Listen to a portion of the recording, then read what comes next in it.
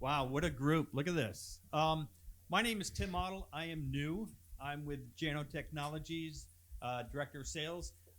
Welcome to Level Up Your Leaders. And Jamie Velasquez, I will let her do a bio of what she is and what she does. Her favorite color is purple. A couple things. A couple things. Follow us on social media, and if you have posts, take pictures, post them. We're highly encouraging that. We have people online. If you are online, if you have any questions, I'll be monitoring that chat. And take it away. Hi, my name is Jamie Velasquez, and my favorite color is Dodger blue. And it's even better now that Otani's on that team. So good things are going to happen, y'all. Good things are going to happen. We're not gonna battle the baseball thing. It's okay. So thank you for joining us. If my voice cracks, I'm sorry. I am recovering from a cold. It is not COVID, I promise. So thank you. So Level Up. There are other programs called Level Up. That's not the one we're talking about. So this one is one that we created just for Orange County. And I'm gonna tell you a little bit about how we got there, and then y'all are gonna experience some of it, or we're gonna try to recreate a little bit of the essence of what Level Up feels like for you. So I am what's considered new at the court. I've only been there for 2 years. So I guess I'm still considered a new hire, not just new, I'm a baby. But when I was hired, my task was to strengthen our leadership bench, right? So we're at that, we talked about it this morning. A lot of folks are getting ready to retire. So what do we do with that? How do we prepare for that? How do we navigate that sort of situation? Which means we talk about succession. Hope is not a method. I hope people share information.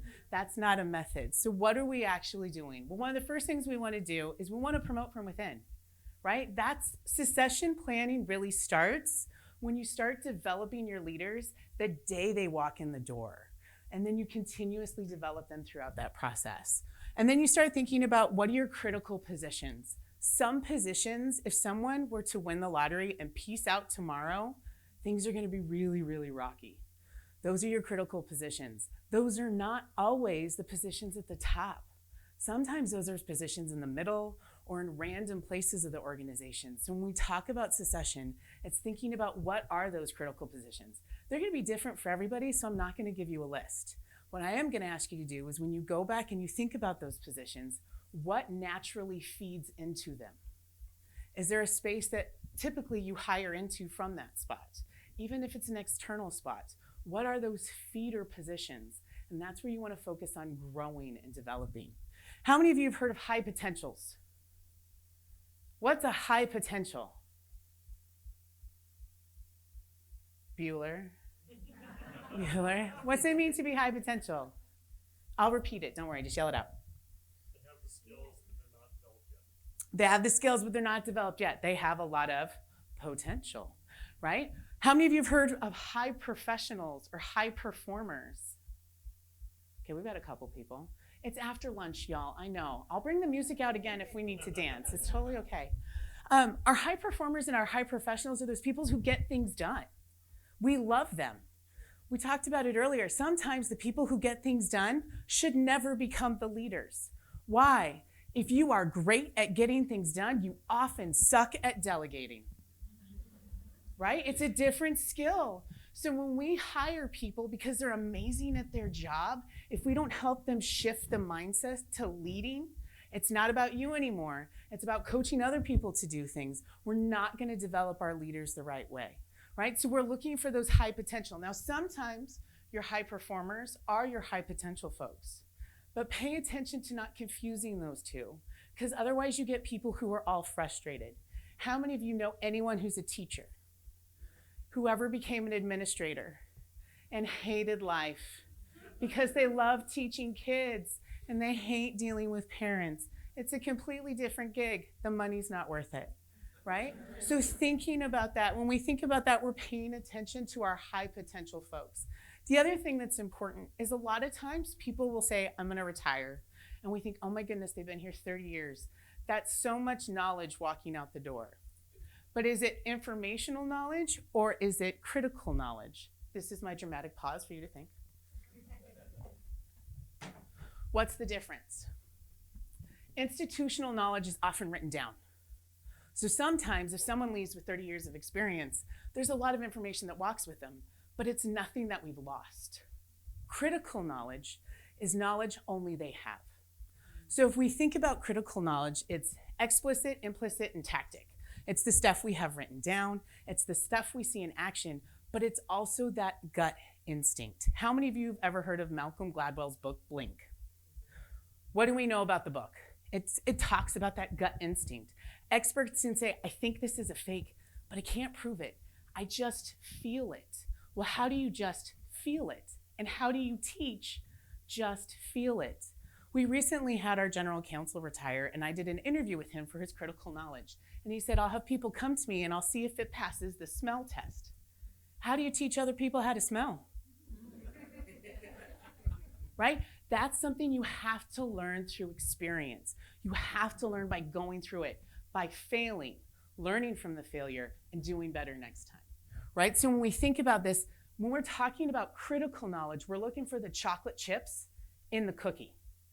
So not the whole cookie. What are those things we really want to dig at? So that's what we're focusing on. And we're talking about leadership development.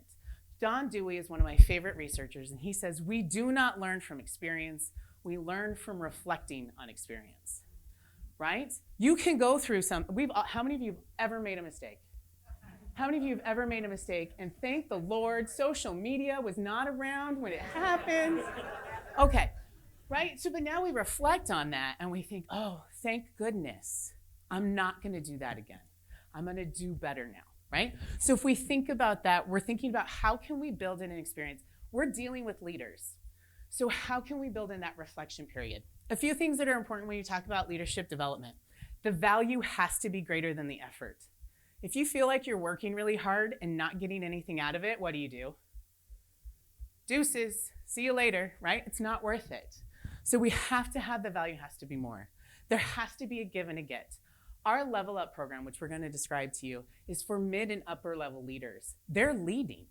This isn't about learning how to lead, it's how to polish it, right? So it's taking up a level up. Yeah. Leadership praxis. Praxis is that blend of theory and practice. Where does it come together? It's not just talking about what it looks like, but how do we do it? What does it look like in action? What does it look like when we fail? How do we repair? What does authenticity really mean? Is it good? Is it bad? Is it intimidating? Is it scary? Are we gonna mess up? How do we repair that? All of those sorts of things are what's included in there. And then it's in small cohorts. So I have to admit, Tim didn't read my bio. I come from education. I'm an academic at heart. My new year starts in August.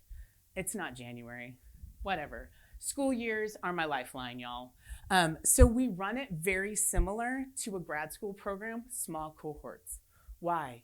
Because you have to do the work to create those safe places to have those hard conversations. Because if you're reflecting with other people and you don't trust the other people, you're not reflecting with other people, you're reflecting quietly why they have other conversations, right? So that's what this is all about. So what does it look like? So this is our Level Up program. You know the court loves acronyms. As a side note, do you know the difference between an acronym and an initialism? I have friends laughing because they do. So an initialism are initials that stand for something that you say as initials, like FBI, ASAP. An acronym are initials that stand for something that create a new word, like SCUBA, which stands for self-contained underwater breathing apparatus, or LASER, which stands for something. I don't remember what it is. I'm not supposed to come up there. Level Up stands for learning, engaging, visualizing, evolving, and leading for unlimited possibilities. Why unlimited possibilities? Because this isn't the TV succession. We're not granting one person the right to a job. We're building the bench so we have a huge group of people who can step into any number of positions, because that's what we need to have a really strong succession plan. Make sense? Y'all with me so far? Okay. So here's our goal. It's very small. We want to build these 10 competencies. They are accountability. Makes sense. Self and others. Why is self and others important for accountability? Lead by example. Model the behavior. Absolutely. If you're not walking the walk, don't even try and talk the talk, right? We want to see it happen. Adaptability from emotional intelligence. So we look to Daniel Goleman in emotional intelligence in that self-management. What does it mean to be adaptable?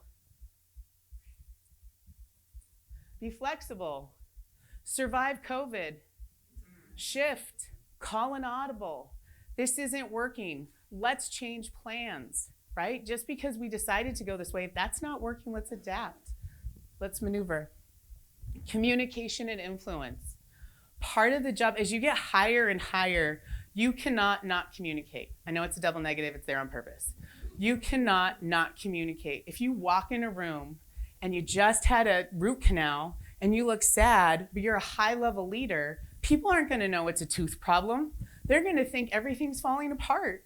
They're gonna add that story. So paying attention to how you communicate, how you walk in, all of those little moments are crucial to how we build relationships and how we lead. So thinking about that in all moments. Empathy, again, social awareness. What is empathy? Feeling with someone. I'm not gonna take it on for you, but I'm gonna sit here with you so you know you're not alone.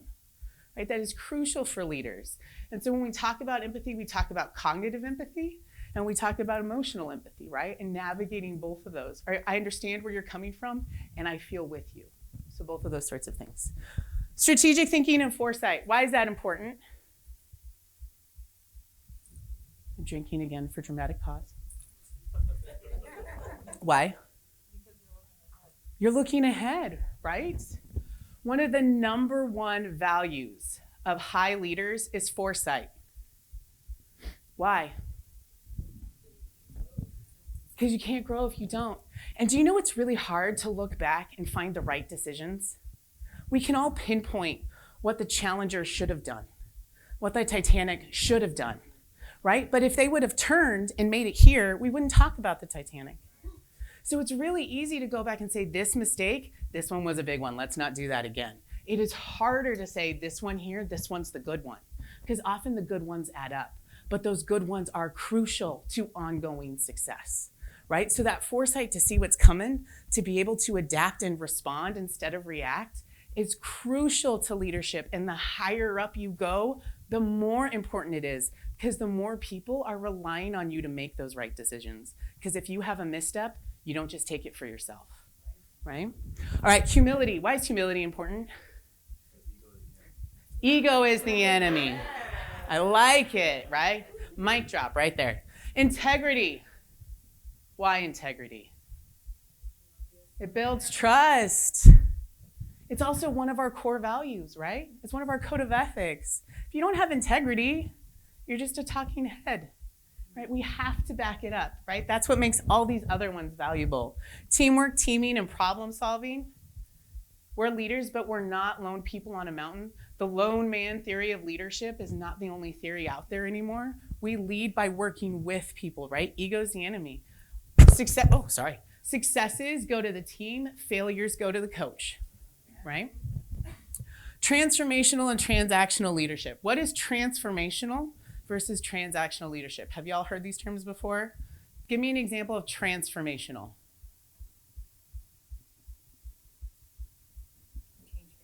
Change management, right? Working and developing people. Transactional, project management, right? It's people and productivity. We care about both. We want to do amazing things, but not at the expense of the people we work with. It's with the people we work with, right? It's that both and. And then trust, give and receive, right? I think all of those lead to that. So we have really small marching orders in Level Up. This is what we're working on, y'all. So how do we make that happen? It is a 3-year program.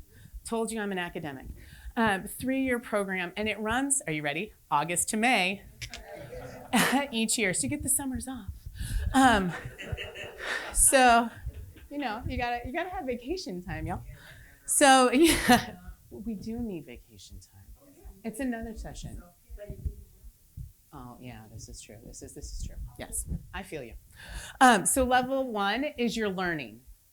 Year 2, you're leading. Year 3, you're mentoring. So here's how the plan works in perpetuity. This is cohort 1. They go through, they have a class, then they go through the second year and they're leading other people in information, you're teaching back. And then year 3, you're mentoring year 1. Why is this amazing? We don't spend money on external people. I have people giggling at me. My favorite number is free, y'all. If we can do it in-house, let's do it in-house. So this is the smallest font I put on the slide, and I apologize for that, but it's in you can download it on the PDF. So it's graduate level discussion-based classes. So I have some level up people in here. Will you just raise your hand? I do have plans. So I've got 3. They will yell if I'm lying. So they're gonna keep me honest. So it's graduate level. It's every other Friday, payday Fridays, because you're already happy when you walk in. For 2.5 hours. The reading is all done on your own time. We come in and we discuss it. You do a 3-2-1 reading review. So 3 questions about what you've learned, 2 quotations that speak to you, or 2 connections to what you're doing, and 1 quote that speaks to you. Each time you get a daily reflection. You can change it if you don't like it. Right now, so I brought my notes. I have my syllabus. Yeah, I give people a syllabus. So right now, the reflection that our folks this year are working on is how did I find common ground today? Last time is how did I learn or rethink today? So it changes throughout the sessions. And then you have a weekly reflection that focuses on a few different questions. And they are, I'm gonna read them to you. You don't have to write them all down. What are you learning? What went well this week? What's challenging? And what led to those experiences? What's engaging? Who am I engaging with? Is it adding or draining to my energy? Have we ever thought about who adds to our energy and who drains our energy? Don't think of those people right now, y'all. But if we think about that, you have control over how you schedule your people. So you still have to meet with all of them, the adders and the drainers, but you can navigate your schedule so you get that consistent energy level and you're not completely drained one day, right? You have control over that. So paying attention to that. Visualizing what's coming up next week, what commitments do I have, what preparation do I need to do, what are my goals, what's coming up next month, and is there anything I need to shift for a more balanced plan? Evolving, what do I want to do to make it better or more of next week? So how do I want to improve for next week? What else do I want to learn or practice? And then leading, what strengths did I notice in myself? And what strengths did I notice in others? Right? And so that's weekly. You don't have to do that every week. And then we have reading assignments. And the books we read last year were Atomic Habits. We still start with that one. Leadership from the Inside Out from David Cashman. Dare to Lead. Flux.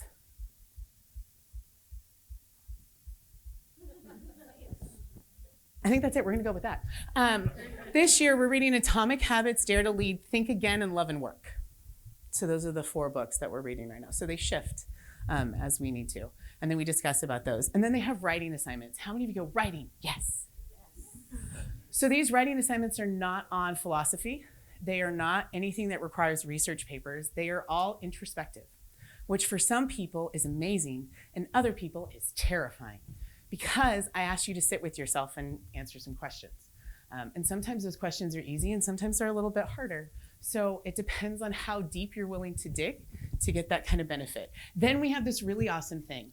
All of our chiefs have told us that they will come sit inside the leader's chair, which is a la inside the actor's studio. And they come and sit with us and answer a series of questions, including a rapid fire question at the end where we find out what their favorite word is. We took out the cuss word, y'all. So if that's what you want to, I know. That's exactly where I know, right? HR. I mean, it came out. But it's a really great opportunity to have some one-on-one time with our chiefs that may not happen in other places. And then you get mentored by someone else. So our first 2 cohorts, we're in our 2nd year right now, have been mentored by our chiefs. Next year, they'll be mentored by that 3rd year group. Make sense? Okay. So it's all up to the people in the group. If you want to go read the readings, turn in the paperwork, do nothing else beyond that, by all means, I can lead you to water, but I can't make you drink.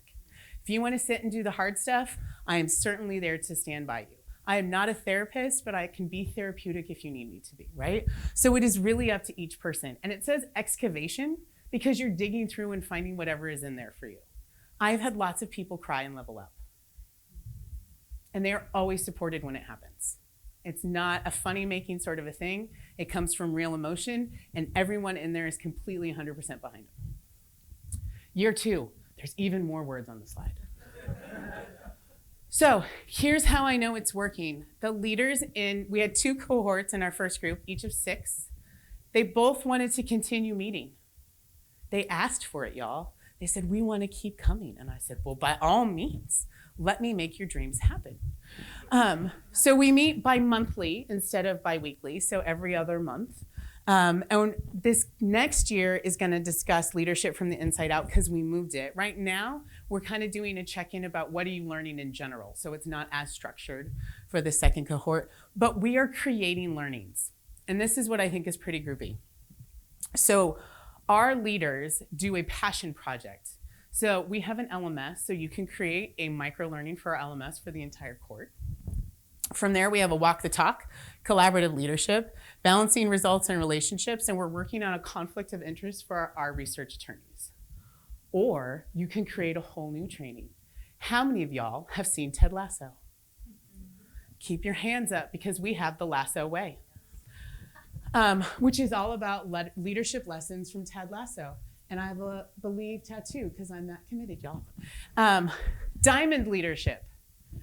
My colleague and co-facilitators in the back, it's all about lessons from baseball, leadership lessons from baseball. And here's what's beautiful about that class. We have an entire class. Yes, we wear Dodger uniforms. We have an entire class. And the entire class is based on leadership lessons from the players. It's not about the coaches. It's not about the manager. It's about when you take the field, you're doing something, backing someone up, supporting someone, failing. Baseball is a game of failure, recovering and doing it again. And it is all about how every single one of us has a chance to lead wherever we are, with or without a title. It's a wonderful class. I really love it. Every time I teach it, Myra and I have a good time. And we give out sunflower seeds and Gatorade.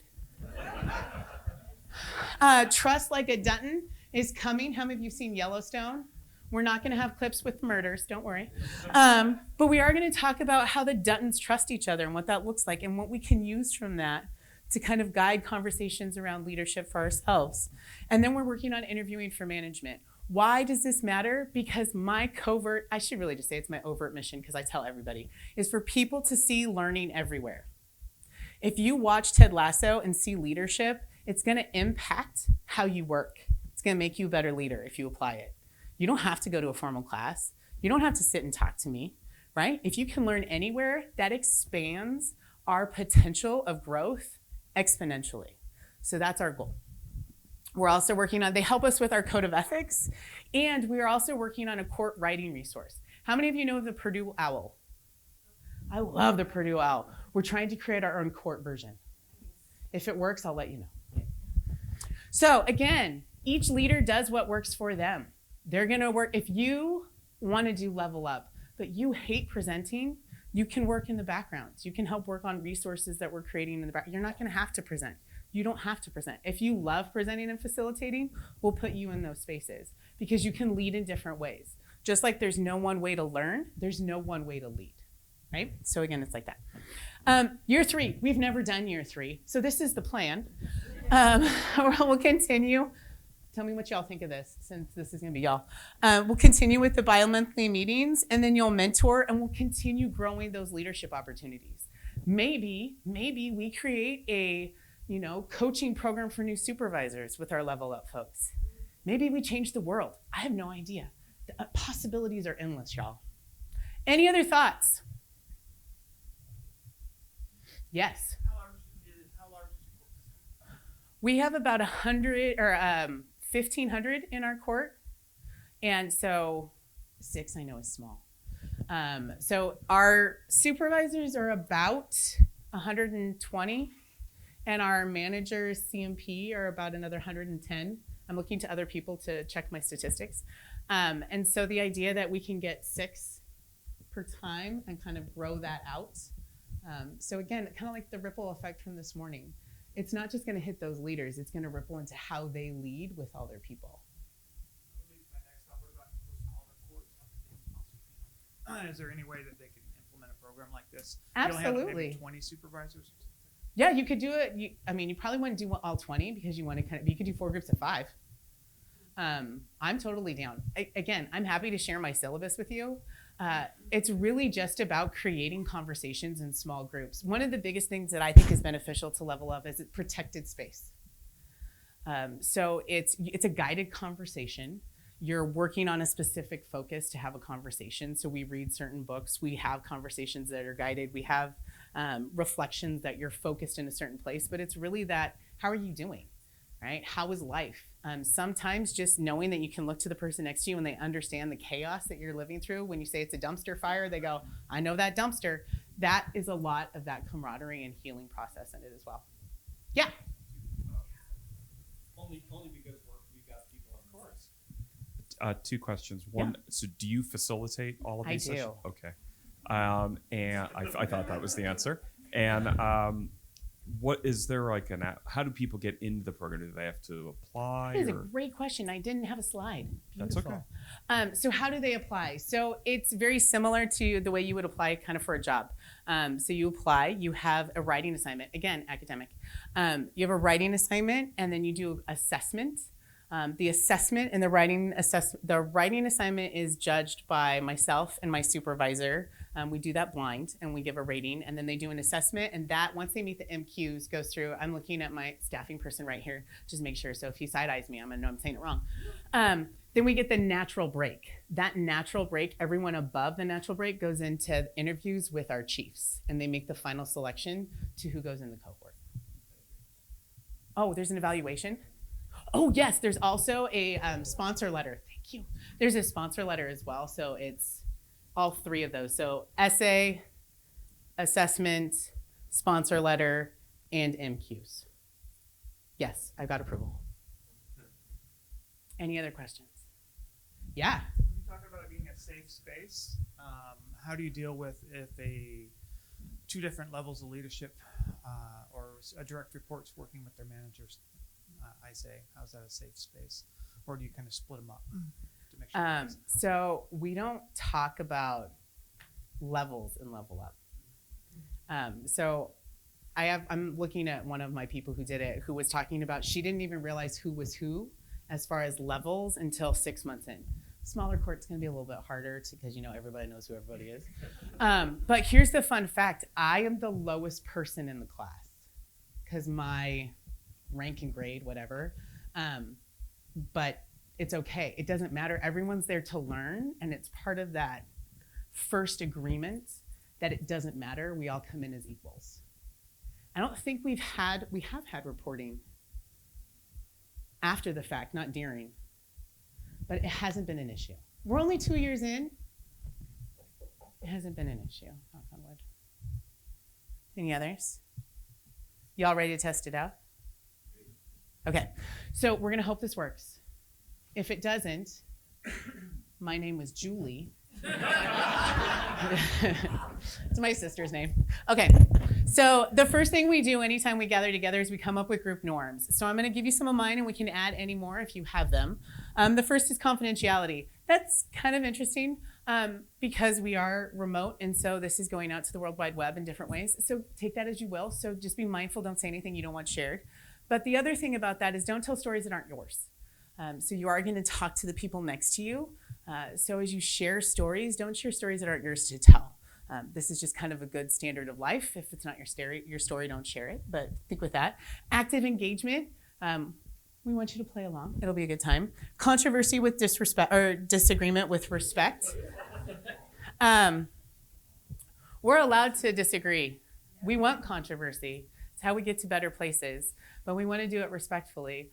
And I once saw something that said people think of respect 2 different ways. Some people say respect, and they mean if you treat me like an authority. And some people say respect, and they mean treat me like a human.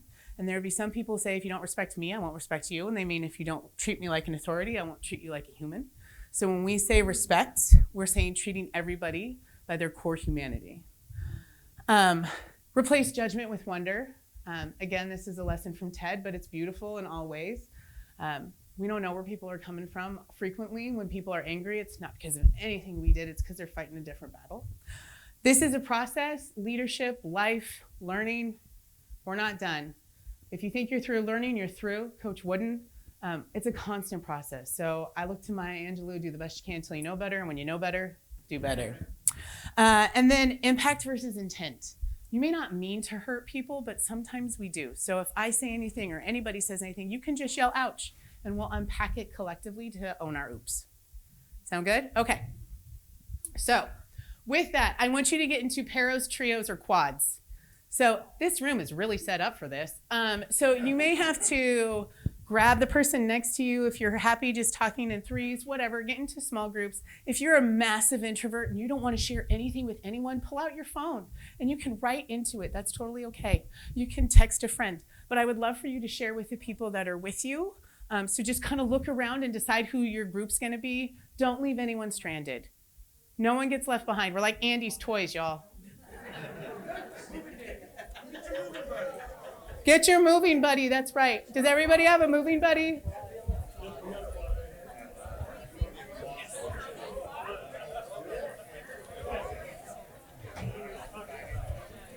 Ooh, I like it. Move the chairs. Rebels.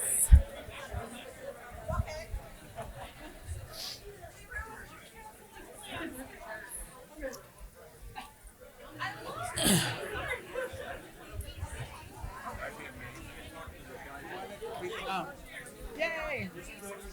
Okay, do they have questions? Okay. I'll just have them do it on their own. Okay. Does everybody have a moving buddy? Okay, are you ready? So we start every level up with a check-in. What is a check-in? Well, if you were in the first group, I got really clever every time. The second group, they get the same one every time. Rosebud Thorn. What is a rosebud thorn check-in? Tell me what's good in your life. What successes have you had recently? These can be work-related or these can be non-work-related. Thorns are challenges or struggles. And then bud, something you're working on or excited about. So I'll do mine publicly to role model it. So what's my rose? This is going pretty groovy, so I'm going to call it a rose right now. If it needs to be a thorn, please let me know, and I'll take your feedback. Thorn, my son he's on the varsity baseball team. He is a freshman, and there's some situations going on with the coaching staff, which are a massive thorn, and we're having all kinds of leadership conversations with my child. Awesome. And then Bud, what's coming up? Our court is working on a lot of really cool stuff for mental health for our staff. And so that's coming up and should be coming up shortly. So I'm really excited about that. So go around in your group, everyone, Rosebud, Thorn. I'm going to give you about 10 minutes. Sound good? Is that going to be good? All right, 10 minutes, y'all. I'll play some music. If you're our virtual folks, share and chat.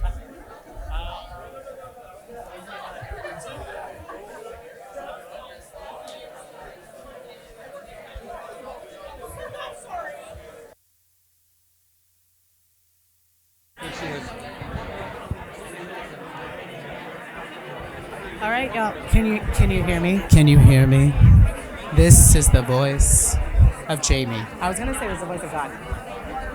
Are y'all ready? I know. Thank you. God, you're such a teacher. I was so good at teaching. Clap once if you can hear me. Clap twice if you can hear me. Clap 3 times if you can hear me. So I used to work for the Girl Scouts, y'all. It's real. All right. You don't have to put your chairs back yet if you don't want to. Go rogue. I'm totally down. So why is a check-in important? Get you talking. I like it. Meet people where they're at. Absolutely. So it's a temperature gauge. Yeah. It builds trust. Absolutely. And who you are is how you lead. What does that mean? How you doing back of the room? So who you are is how you lead. I'm not going to do this. I told you I don't like people looking at the back of my head. So if you are in a bad space, your leadership's not its amazingness, right? If we are hungry, angry, lonely, tired, we're not our best. So what better place than with other leaders to touch base and get that support that you need, right? So that's part of it. It gets us talking. We can support each other through really crazy things. Some of the things that we've supported each other through in Level Up are fun staffing challenges. If you can all pick up what I'm laying down. We've also had death of family members. Major surgeries have happened during Level Up. Big things have happened and people have found support. Because here's the thing. We were talking earlier today about generations. I'm not a big fan of the generation conversation. I'm going to save all that for another time. I'm not going to get on that soapbox today. But I will say this. I read something the other day that said it used to be you worked 9 to 5, and then you went home and you had your home life because work couldn't get to you, right? You didn't have it on your pocket and in your phone and everywhere, or on your arm. So the dings, the team dings happen even when you're at Disneyland with your family. Right? But now it's everywhere. So the fact that work is everywhere outside of work comes into work too, because you can't give and not get. So there is a bigger blend. And let's face it, if you've just suffered a loss at home, it's going to impact how you lead at work. To pretend you don't even, we're not in that, I haven't watched that Apple show, Severance, but that's not what we're living, right? Like, we really do feel it. So let's acknowledge it. Let's work through that together as opposed to ignoring it. So who we are is how we lead. So that's why the check-in's important. And we get to know people. We learn all sorts of things about people. And we get to meet people where they are. If someone's having a bad day, we can give them some extra space. I'm not going to lie, y'all. Sometimes the check-ins take a long time. And you know what? Every time it's worth it. Because the conversations that happen in the check-in are still related to leadership. No one sits there and talks about something random. Our check-ins are not just about Ted Lasso unless we're applying it to work. And then it's great, right? So again, this is really important. So who we are is how we lead. Brene Brown is one of the really key authors that we use. And speaking of Brene, I'm going to take you through 2 activities if we have time. If not, we'll go through one and we'll talk about the other one. The first one of which is your core values. There's a lot of words on this slide too. I break the rule on the words all the time. There are a list of values on here. If you can't read them because it's too small, that's okay. I want you to come up with a list of up to 10 values for yourself.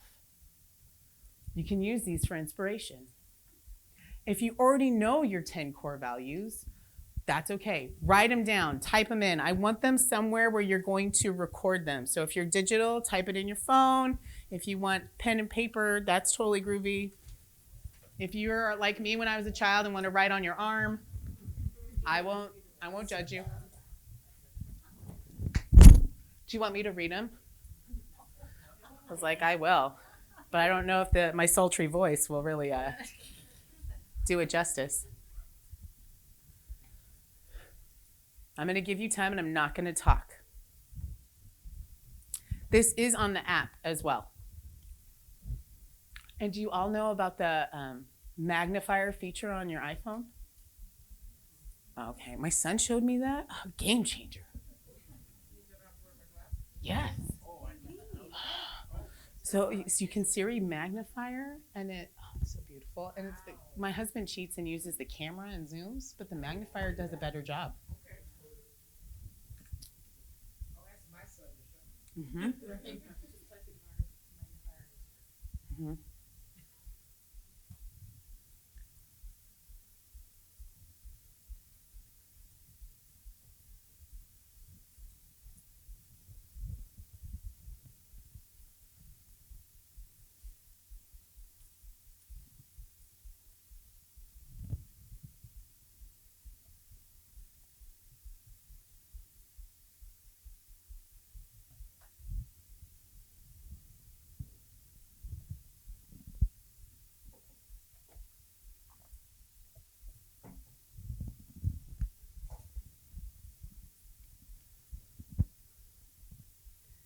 How many of you have 10?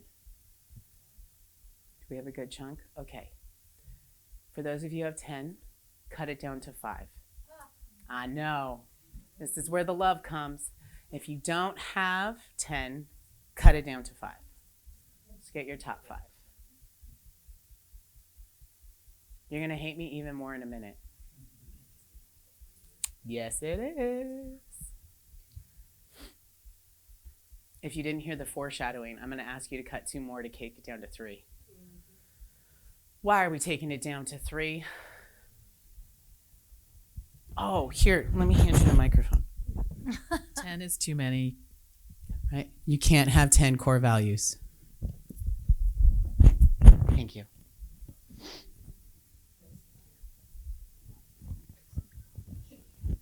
You knew it was coming.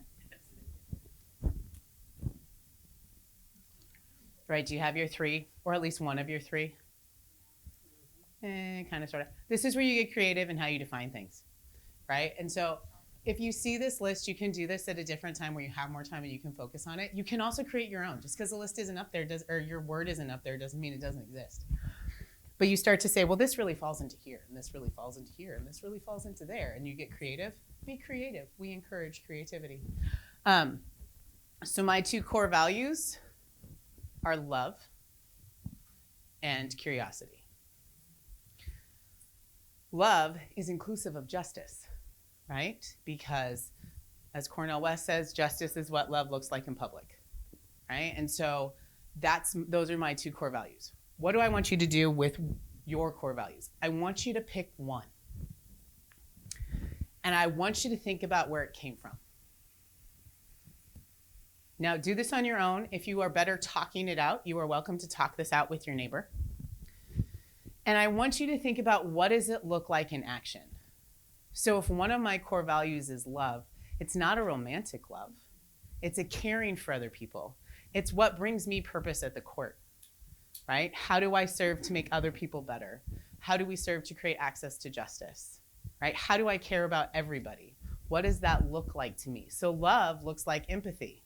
It looks like caring about others. Looks like giving people the benefit of the doubt.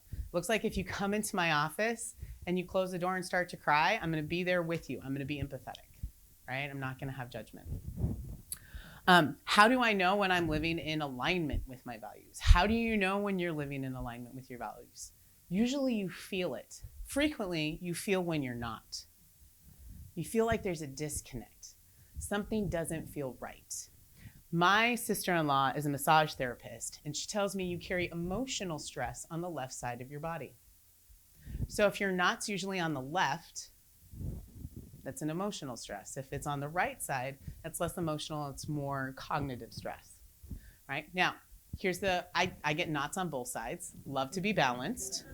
But again, it's knowing that idea of what can you feel that tells you you're out of alignment? And then what do you need to do to get back into alignment? I will acknowledge, because I'm the one who facilitates these classes, multiple people have had existential crisis in the middle of Level Up. That's okay. You want to know why? Every single one of them came back to they're in the right place where they are. It is completely okay to question, am I doing what I should be doing? That's a good thing. We want to ask those questions. We don't want to ask them every day, but we want to ask them every once in a while. And if the answer remains yes, that solidifies and strengthens our purpose. And if the answer is no, then we have some hard choices to make. And sometimes the answer is yes, but I need a shift, right? Or I need to adjust this. This is an alignment, but this is too much. So then we can adjust, because who we are is how we lead. And if we're out of alignment, we're going to be leading out of alignment, and that's not going to be our best. Make sense? Okay, so now think about where you learned it. I learned it from my parents, right? People, good people. Yes, I learned it from the people I grew up with, right? Conversations, seeing good works. Ever since I was little, I was that kid who stuck up for kids on the playground. That's not fair. I'm a firm believer, just because it doesn't hurt me doesn't mean it's okay, y'all, right? If it's unjust, it's unjust. Let's say something about it. Let's fix it, right? So where did it come from? What does it look like in action? How do you know you're in alignment? And then share as much as you want with your group. Now, if you only want to talk with the person right next to you because this is a little bit deeper and you may not have enough time to hear everybody, that's totally fine. But I want you to sit in this and I want you to share a little bit of something, however deep you want to go with the person next to you. I'm going to give you 8 minutes. Does that sound good? All right. I'll see y'all in 8 minutes.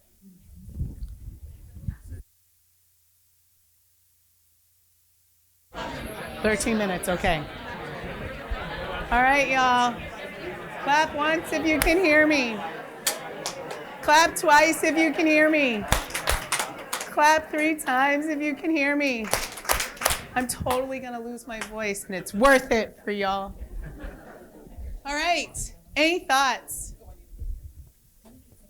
How many of you have done this before? You're like, cake, I know what my values are.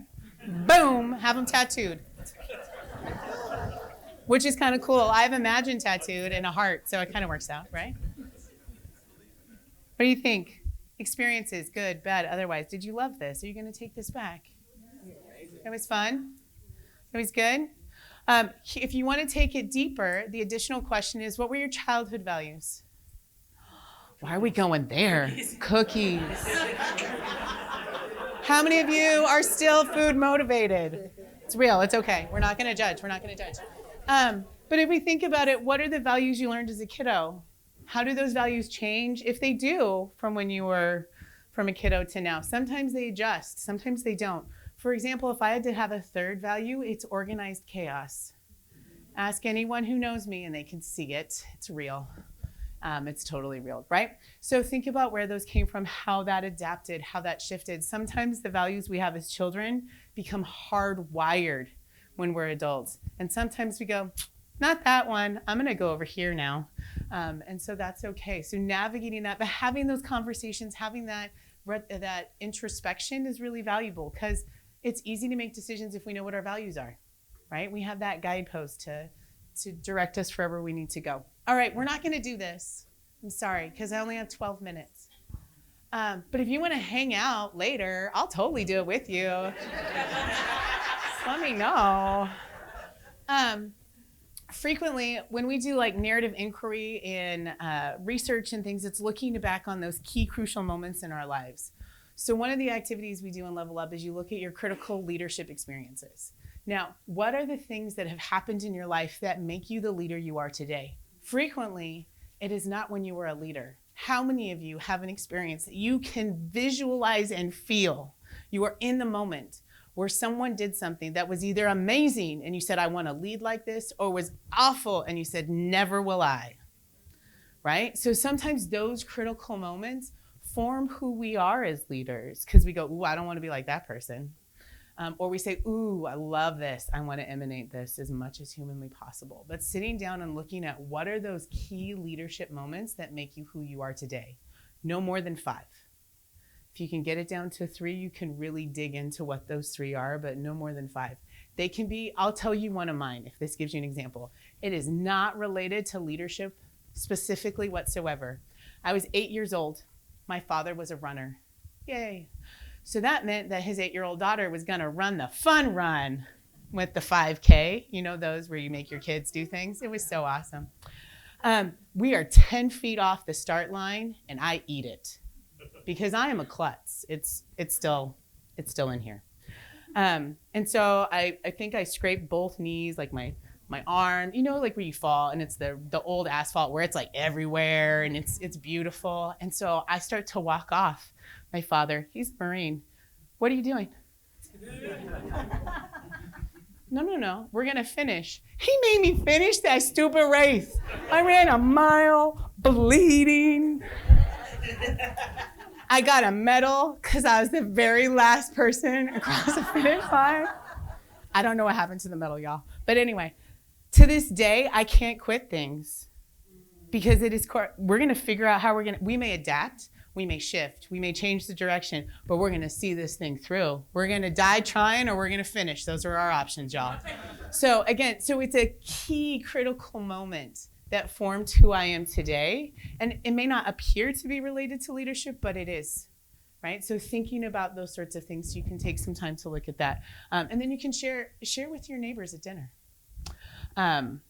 So that's Level Up, or a bite of Level Up. It's designed to really dig in. So it's not the same experience for everybody. I have 3 people in here who were in Level Up, and I believe they would explain similar but different experiences for each one of them, because they got what they needed. And it's kind of like a really good book. You get what you need when you need it. Can I share what you just told me? So one of my Level Up people, That was so like to just call you out. Sorry, I'm so sorry. I love you. Love you. Not in a way that'll get us in trouble with HR. Today, she's like, I'm sitting here, I went through the program and I still learned something new. I still had an epiphany. These are things that we can be reminded of again and again and again and again. And when we get that reminder, it hits different. And that's okay. And that's what makes it a valuable value experience. Any questions? Aha moments? We have 8 minutes, y'all. Yes. You didn't have passion on the values. Oh. No, we didn't. It is a good one. Can we just say we want to blend it through everything else? If you have integrity and empathy, can I redefine and wiggle it in? I like it. Thank you. Thank you for letting me be creative. I appreciate that. Any other questions? Ooh, I feel like this is a collaborative question. I'm getting excited, y'all. This will be more of a general comment with the rose, thorn, and bud Yes. exercise. One of the things that you can learn in this exercise is one person's rose can be another person's thorn. Amen. And I thought that was a great takeaway for that. Yeah. Which increases how we see things when we have these great ideas, and then you go, that may not be a great idea for everybody. Every night has a dawn, right? Right? Now we're singing it. It's happening. Any other questions? Statements? Does anyone want to share? Oh, thank you. This is amazing. Amazing. Well, if there's nothing else, thank you. You are free to engage in conversation with your colleagues.